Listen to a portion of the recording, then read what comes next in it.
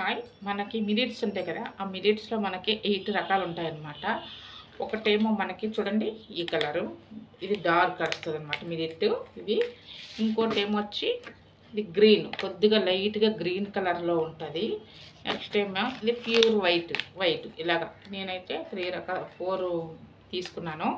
మనం ఏంటంటే 8 రకాల్లోనే ఒక్కొక్కసారి ఒక్కొక్కటి చేసుకుంటే మిల్లెట్స్లో మనకు చాలా మంచి బెనిఫిట్ అనమాట.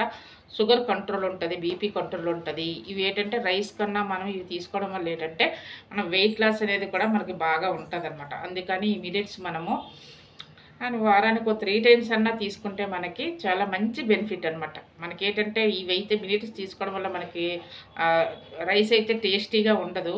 కాకపోతే ఏంటంటే మనం వెయిట్ లాస్ అవుతాము. ఇవి మనకి షుగర్ కానీ తర్వాత బీపీ కానీ ఒకవేళ ఉన్నా అది పెరగకుండా ఉంటుంది అనమాట.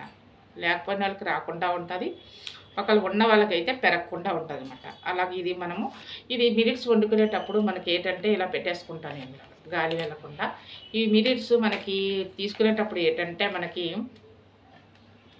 ఒక 3 అవర్స్ 4 అవర్స్ నానబెట్టుకొని ఇవి మనం రైస్ లాగా వండేసుకొని వార్చన్నా లేదంటే కుక్కర్లోనైనా పెట్టేసుకొని మనం తీసుకోవచ్చు. చాలా మంచి బెనిఫిట్. ఎవరైనా వాడగలిగితే వాడండి. Okay, thank you.